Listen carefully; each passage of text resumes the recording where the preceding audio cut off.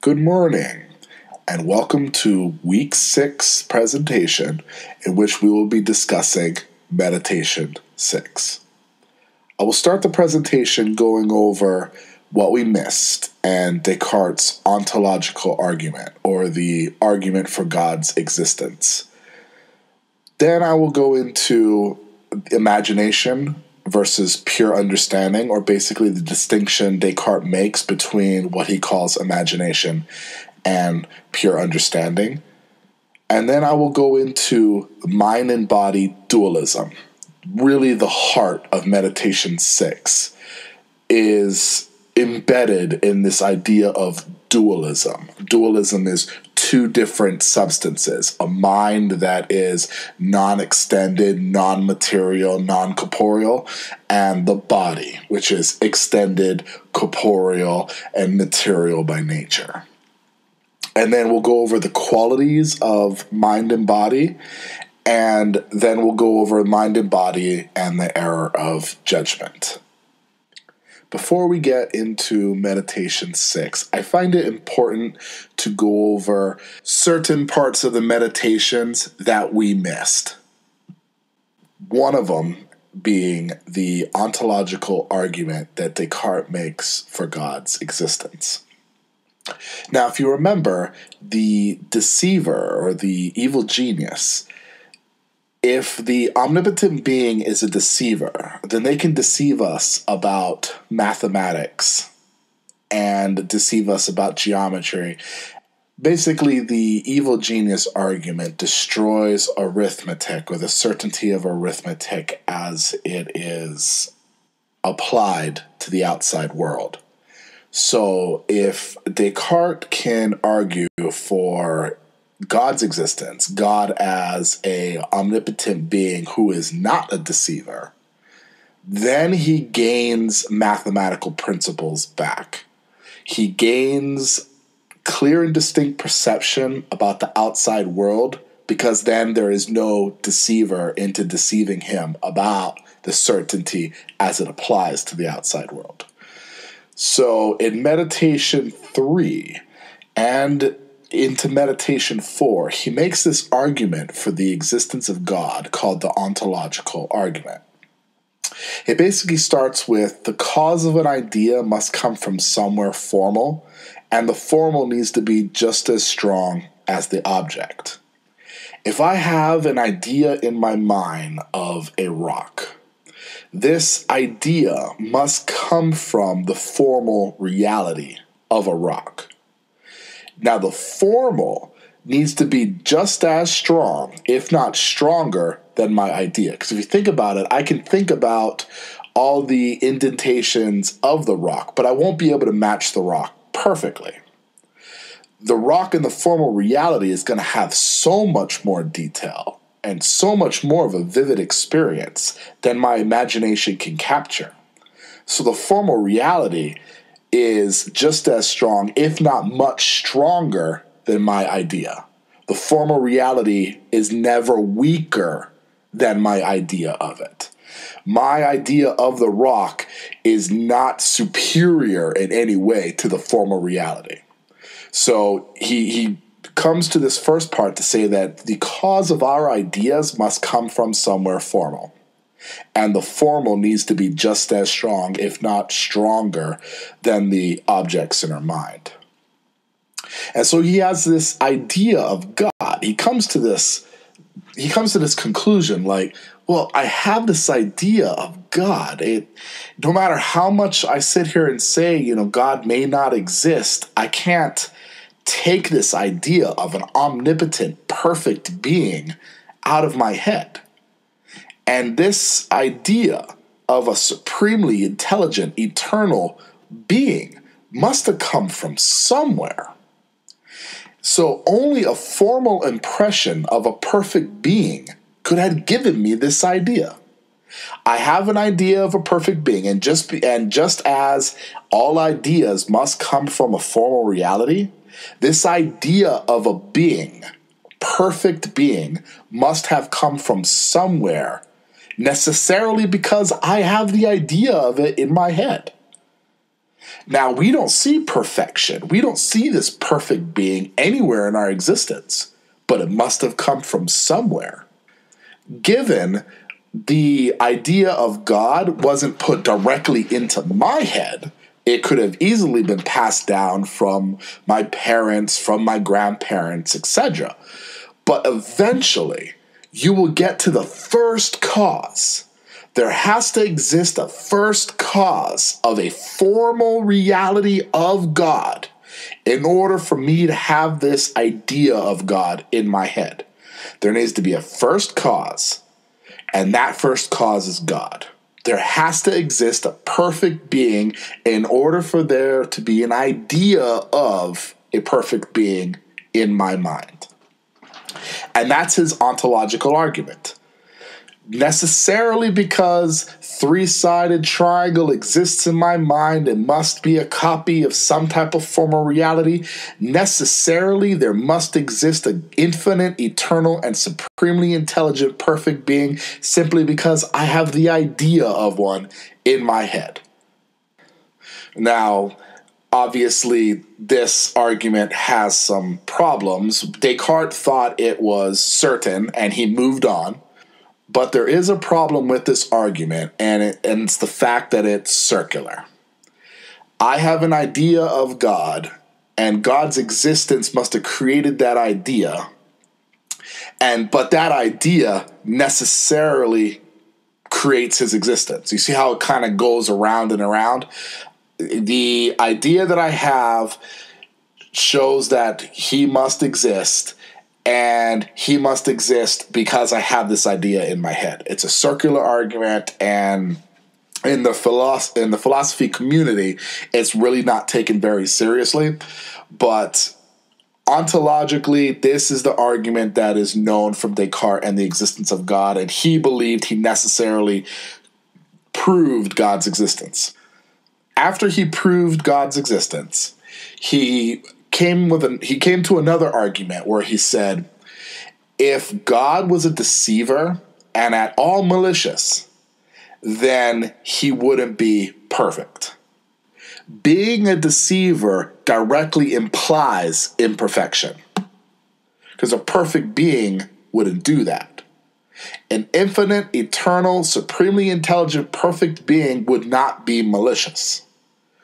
So not only did he show the existence for God, but he showed, or he believed he necessarily proved, that God could not be a deceiver. So the outside world, which was created by God, was also created so that we could perceive it.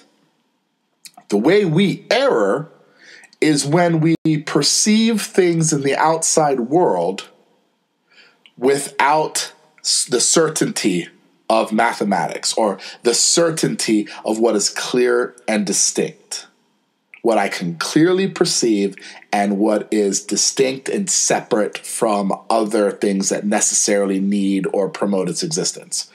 When I think that something is hot from my senses, I go to touch fire and it's hot, I err, and you'll see this really at the end of this presentation of Meditation 6, because this is what he eventually comes to the conclusion of.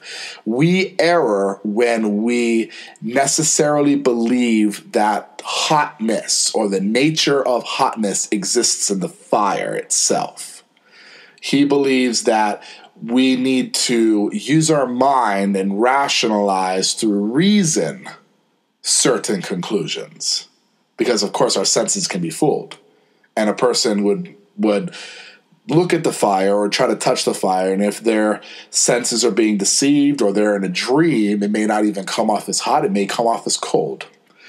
So, getting more to the point, the ontological argument of God's existence brings back mathematical certainty and brings the material world into existence, because he wouldn't give us a material world that we cannot certainly perceive, that we cannot correctly perceive, because he's not a deceiver. And so that's what we kind of missed. And if you read the first paragraph in Meditation 6, you are probably wondering, wow, where did this come from? Because he states, and I have never judged that God was incapable of something except when it was incompatible with my perceiving it distinctly. And he also says that it remains for me to examine whether material things exist. Indeed, I now know that they can exist, and at least insofar as they are objects of pure mathematics, since I clearly and distinctly perceive them. I know you guys might have read that and be like, wait a minute, where did this come from? This is where it came from. He proved God's existence, so that he proved that material things in the outside world must therefore exist. And for him to be able to clearly and distinctly perceive them, he needs to use them as objects of pure mathematics. A triangle having 3 sides, where all the angles added up equal to 180 degrees. That's mathematics of pure reason used to understand the outside world clearly and distinctly. And with that, we'll move into the first slide. Pure understanding versus imagination. So after Descartes discusses the relevance of God and the existence of the outside world, he gets into the distinction between imagination and pure understanding. He starts off by saying, when I imagine a triangle, I don't merely understand that it is a figure bound by 3 lines, but at the same time, I also see the 3 lines with my mind's eye, as if they were presented before me. The power of imagination gives images to our understanding, where I say, I want to think of a 3-sided figure, and I imagine the image of a triangle. But then Descartes challenges his imagination by saying, I do not imagine a kilogon in the same way I imagine the triangle, as if they were presented before me. Now, a kilogon is a 1,000-sided figure, a figure with 1,000 sides. It almost looks like a perfect circle from a mere 5 feet away. So he says, how do I know it's a kilogon and not a myriagon? A myriagon is just a many-sided figure. So what he's saying here is, when I try to imagine a kilogon, am I imagining a kilogon, or is my imagination drawing up like a 999-sided figure or a 998-sided figure? He goes even further to say, but pure understanding, my understanding of a kilogon, being able to represent it as a 1,000-sided figure in my mind. Now, again, we're talking about pure understanding now, so we're not talking about that which creates images. If I was to say, a kilogon has this many sides, and then, mathematically I start drawing intersecting lines between them, I'll be able to measure the angles of the intersecting lines. Pure understanding is able to dissect the kilogon. Just like for a triangle, I could measure the 3 sides and get angles that equal 180 degrees. For a right angle, I know I'm going to have 90 degrees on one side and then 45 and 45 on the other 2 sides. Pure understanding allows me to develop mathematical principles based on the understanding of the 3-sided figure in the case of the triangle and the 1,000-sided figure in the case of a kilogon. He says that imagination is almost useless for recognizing the properties which distinguish a kilogon from other polygons or myriagons. And even further, imagination requires a peculiar effort of the mind, which is not required for understanding. I don't need to picture it or to imagine what the triangle looks like in order to mathematically dissect it with reason, with pure reason. Therefore, pure understanding, dealing only in mathematical relationships, can perceive properties of a kilogon just as easily as it can with a triangle. In the mathematical principles, you're really only limited by your understanding of mathematics. You're not limited by the 1,000-sided figure versus the triangle. But imagination, you are. You're so vastly limited that you can easily perceive a triangle, but you cannot perceive a kiliogon in your imagination. For it could easily be a myriagon. So even further in the limitations of imagination, he states that imagination is not essential nor constituent of my own essence. The essence of my mind, without imagination, should indubitably remain the same. He's saying here that I don't need to picture the triangle in order to dissect it mathematically. I don't need to picture the kiliogon in order to dissect it mathematically. Therefore, imagination seems to depend upon something else, distinct from my mind. You see how he comes to that conclusion? He's like, pure understanding is important and essential to the mind for understanding. But imagination seems to just produce pictures. Produces pictures that maybe try to make sense of pure understanding. But because it's not certain, because it doesn't promote certainty, as we know with Descartes, he only goes forward with that which promotes certainty. Here it discusses, do I need the imagination? I mean, my eyes can perceive a triangle in the outside world. I don't need that same image to be produced in my mind. I can live without it. But pure understanding, without pure understanding, there's no way for me to understand it. That's ipso facto. Imagination, therefore, is not essential to my nature. What is essential to my nature, because remember, he's a thinking thing, is only that which promotes thinking. So imagination must depend on something distinct from himself. What is that distinction? That's how we get into really the most important part of Meditation 6, which is dualism. He's kind of moving along right now into, imagination seems to depend on something distinct from myself. And I know myself, I think, therefore I am merely a thinking thing. So the next slide, we're going to get into what it is that imagination seems to depend on that is not himself. Continuing on with imagination and pure understanding, he realizes that when the mind understands, it in some way turns towards itself and inspects one of the ideas which are within it.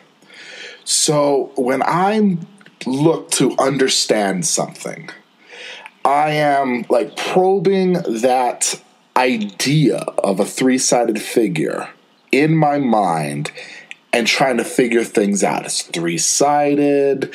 Is there a right angle? What do these angles add up to? As I've said over and over again.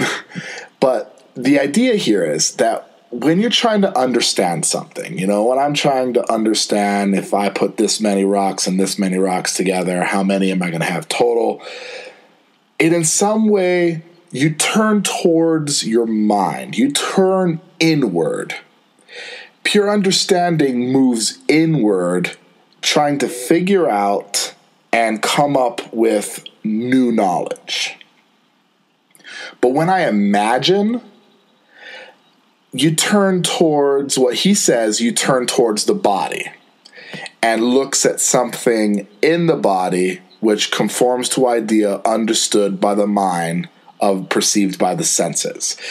and he's kind of putting the body, the corporeal, the extended, in the same idea as the senses. Because remember, the senses can be full, just like we don't know if we actually have a body. These things are all dubitable. These are all, you have the ability to doubt the senses, doubt the body, but you can't doubt the mind. So he's kind of linking these all together: senses, body, the corporeal, the deceivable, that which can be doubted.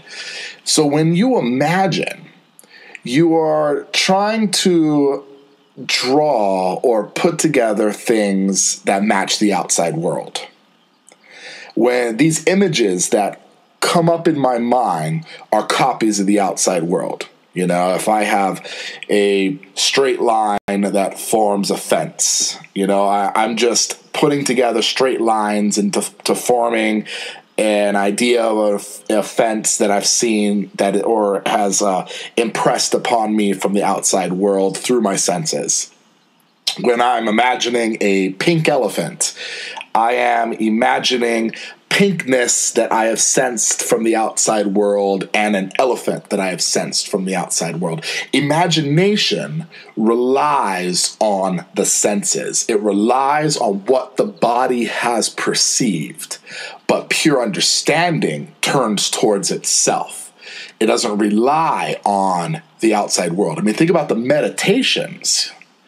The meditations alone, Descartes is pulling inward. He's rationalizing. He's coming up with certainty, not based on what he's experienced. He's coming to certainty in spite of what he's experienced. Remember the honeycomb wax? The senses show him something, but it doesn't display essence. His mind and understanding displays essence. The senses can be fooled. The senses can be tricked. The senses can be easily deceived. The mind is a far better knower. So when we turn towards pure understanding, like Descartes is in the meditations, we pull inward, trying to rationalize and use reason through the mind. And when we imagine, we use the body, we use our ideas that reflect the copies of the outside world, we use our senses. And so now we have a distinction here, where imagination relies on the body, while pure understanding depends upon the mind. And with that, we'll move into the next slide. And what is the essence or significant material in Meditation 6? Descartes really rants on for a little while when he starts saying, first of all, to be sure, I'm going to review here all the things I have previously believed to be true because I had perceived them by means of the senses and the cause I had for thinking this. He goes into this monologue where he states that, the senses must be coming from somewhere, or that which I am sensing must come from somewhere. It's not voluntary. It's not through my own volition. It just keeps coming to me. However, the more I realize the certainty of pure understanding, the less faith I have in the senses. Descartes then continues to reach a point of clarity where he states, first, I know that all things that I clearly and distinctly understand can be made by God such as I understand them. And what he's saying here is when he clearly, without delusion, without fogginess, when he clearly understands something and it's distinct from the senses or distinct from that which can be doubted, then he knows he can use pure understanding to come to knowledge, come to correct conclusions, because they're clear, in which he understands them perfectly, and they're distinct from that which creates doubt. And since God is not a deceiver, then he gave us these faculties of pure understanding so that we can gain knowledge about the outside world. Not be deceived by the outside world, but gain knowledge of the outside world. From the meditations, however, Descartes realizes he has a much better understanding of what he is. The fact that I know that I exist, and that at the same time I judge that obviously nothing else belongs to my nature or essence except for that I am a thinking thing, cogito ergo sum, I think therefore I am, and that's the only thing he knows for certain now is that he's a thinking thing. I rightly conclude that my essence consists entirely in my being a thinking thing. And although perhaps, or rather, as I shall soon say, assuredly, I have a body that is very closely joined to me. Nevertheless, because on one hand I have a clear and distinct idea of myself, he clearly and distinctly knows with his pure understanding that he is a thinking thing, insofar as I am merely a thinking thing and not an extended thing. And because on the other hand, I have a distinct idea of a body, insofar as it is merely an extended thing and not a thinking thing, it is certain that I am really distinct from my body and can exist without it. So God and knowledge of clear, distinct perception shows him that he does have a body. Because God's not going to fool him into thinking that there's an extended thing. It might not be his body as he perceives it, because he could be dreaming, but he knows that there is an extended thing out there, because the senses are coming throughout without his own volition, and God is not a deceiver, so there must be an extended thing that is sensing the outside world. But he knows that he's a thinking thing for certain. These two aspects must be different properties. And that's what dualism is. Absolutely nothing else belongs to my nature or essence except that I'm a thinking thing. There is nothing else that is involved in his nature other than him being a thinking thing. But he has a clear, distinct idea of himself, simply that he is a thinking thing and not an extended thing, because the extended thing is what can be called into doubt. The extended thing relies on the senses, relies on faculties that can be put into doubt. So he has a distinct idea of the body insofar as it's simply an extended, non-thinking thing, and he has an idea of the mind as it is a non-extended thinking thing. So now we have dualism, where the body is extended, corporeal, material, and the mind is non-material, non-extended, thinking thing. This is dualism. This is the heart of Meditation 6. And he comes to this conclusion simply because he knows for certain he's a thinking thing, and the ideas of the bodies and the senses can be called into doubt. Next, we're really going to get into the qualities of mind and body, but this is the argument on how the mind and body become separate, according to Descartes. This is what dualism is, duality, two separate things. It's because he knows for certain he's a thinking thing, but he does not know for certain that he has a body or extended thing. Given, he does say that the body is not like a sailor on the ship, where the sailor can just sail the ship, and then when the ship hits current or it hits rocks, the sailor really doesn't feel it other than, the shaking of the stern. No, he knows that they're not disjointed. He knows that they interact. He knows that the mind and body are intimate and intertwined. But since he doesn't know the extended thing for certain, and he knows the thinking thing for certain, That's enough for Descartes to say that the essence or nature of myself is non-extended as a thinking thing, but my body, which is called into doubt and can be deceived and is separate from my nature, is extended and material. Imagine the Freaky Friday scenario again. The essence or nature of the mother gets thrown into the daughter. It doesn't matter the material body that's on the outside. The essence or nature, that non-material property, is what makes her the mother in the daughter's body. And that's really what Descartes is saying when he comes to dualism. Our nature as a thinking thing is non-extended, non-corporeal, non-material. And our body, which we know exists because God's not a deceiver, is an extended, material, corporeal thing.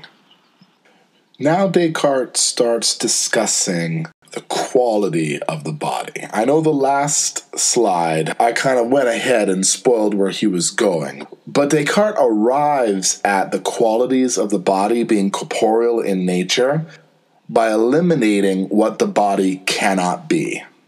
According to Descartes, there are three substances. I know a lot of people focus on dualism, but if you really read Descartes, there are three different substances. There's the immaterial thinking thing, then there's the extended corporeal thing, and then there's God. God is, in fact, a substance that's different from the mind and body.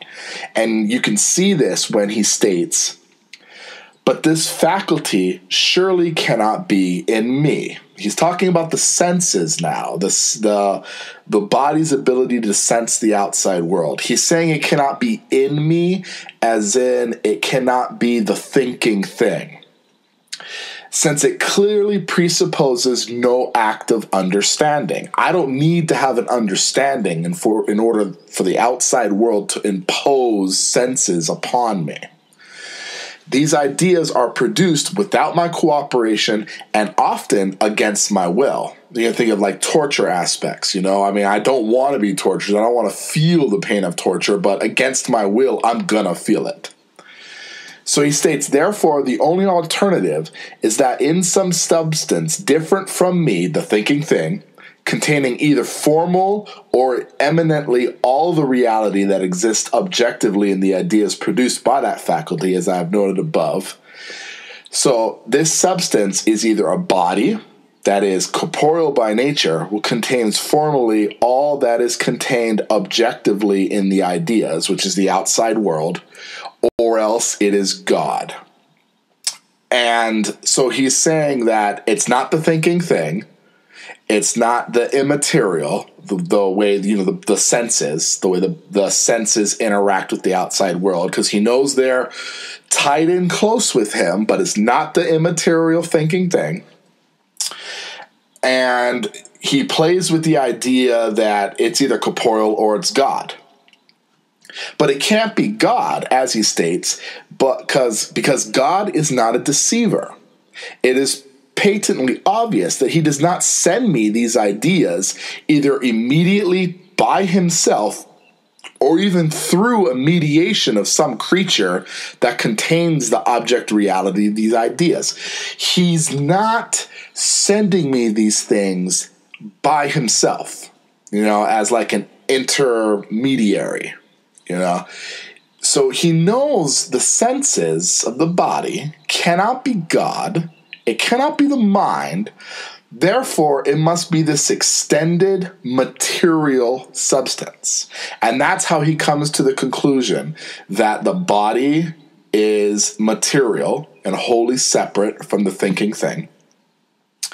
And the thinking thing is the immaterial. So again, that's the dualism and the qualities of the mind and body. He therefore concludes that there is nothing that this nature teaches me more explicitly than that I have a body that is ill-disposed when I feel pain, that needs food and drink when I suffer hunger or thirst, and the like.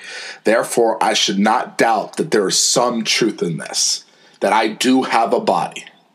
Then Descartes gets into what nature teaches us as it interacts with our senses, and therefore how we err in judgment. This starts on the paragraph that begins with, "Granted, there are many other things that I seem to have been taught by nature. Nevertheless, it was not really nature that taught them to me, but a certain habit of making reckless judgments, and thus it could easily happen that these judgments are false." What he means by this is these imposing senses that occur from nature to our senses teach us things and have us form habits. But as he showed earlier, the way the senses work and the way imagination works, it can easily be falsified.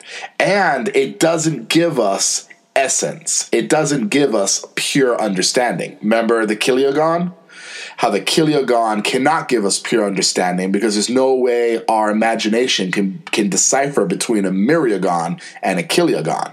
So there are limitations to our imagination. There are limitations to the judgments we can make purely based on the senses. Pure understanding, on the other hand, is only limited by our amount of knowledge. And so the difference for dualism is the mind is utterly indivisible, while the body is by its nature always divisible, can be split up because it's material. The mind is not immediately affected by all parts of the body, but only by the brain. And this is where he has a problem with interactions. How does the non-material and the material interact?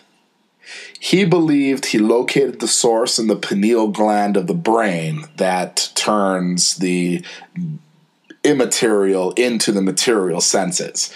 But this didn't satisfy many. So one of the biggest problems facing dualism, if we are so joined, if we are so intertwined with our mind and body, and yet our mind is immaterial while our body is material, how do they interact? That's the Cartesian problem of interactionism. It's really difficult to explain how the immaterial and the material interact with one another. Mind and body in the era of judgment. Descartes states that the senses are used to teach him to avoid what induces a feeling of pain and to seek out what induces feelings of pleasure. And he gives us this example of a flame or a fire. And he says, although I feel the heat as I draw closer to the fire and also feel pain upon drawing too close to it, there is not a single argument that persuades me that there is something in the fire similar to that heat any more than to that pain. The era of judgment is when we state that the pain or the heat that makes the pain is in the fire. It's how our senses interact with that object.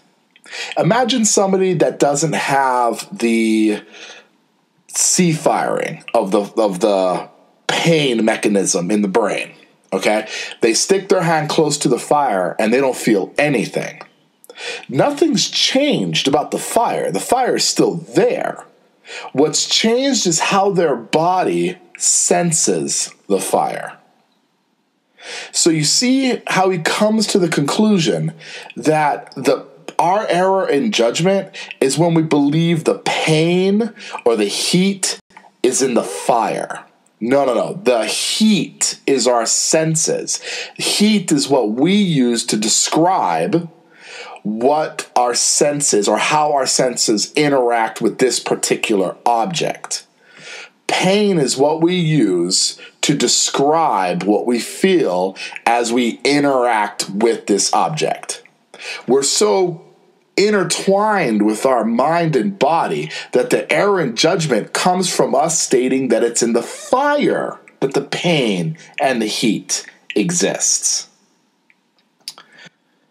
That is what I mean when I state that though Descartes can reach conclusions about his own body and also conclude that there are other bodies, which are the source of many sensory perceptions, there are certain claims about the material things he's not justified in making.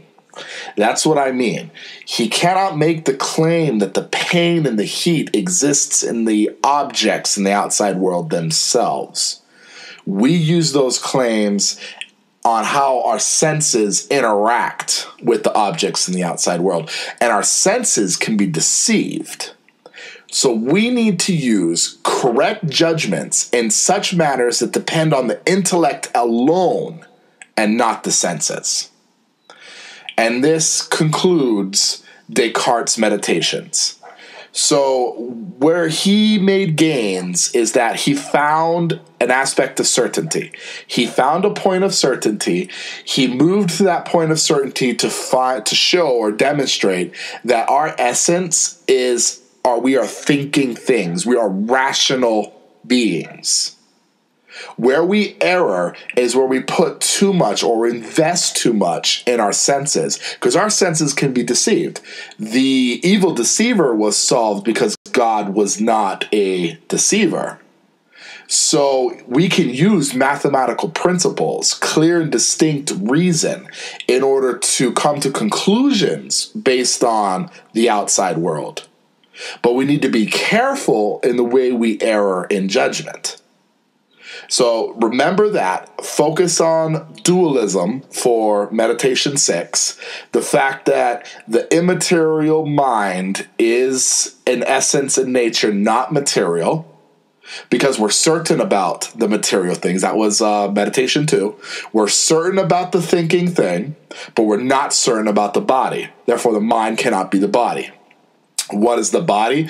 Well, the body is either God or an extended thing. It's not God because God's not a deceiver. Therefore, it must be an extended substance. And our nature cannot be corporeal in nature. It cannot be corporeal. It needs to be this immaterial substance. As you can really understand with an idea of the soul, this thinking thing that can jump from body to body, if that helps you. To understand it, but he came to the conclusion by stating that the thinking thing is immaterial in nature because it's not the body. It's separate from the body because he knows for certain the thinking thing exists. That's one argument for dualism. The other argument for dualism is that all extended things are divisible. Material things can be divided. No mind is divisible. A mind cannot be divided. Therefore, the mind is not an extended thing. And so that ends Descartes. I hope you had fun. Descartes, like I said, he's one of my favorites. And when I was an undergrad, his dream argument really threw me for a loop because it's still not solved. So as far as certainty goes, we cannot be certain of the outside world, and we cannot trust our senses. We need to trust our intellect. This is what makes Descartes a rationalist.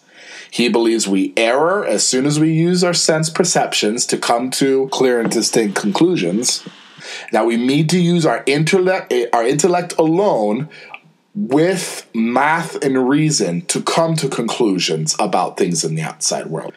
As always, post a discussion answering one of the 3 questions.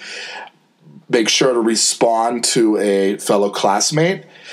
And there is no quiz for Meditation 6 because next week we will have our midterm.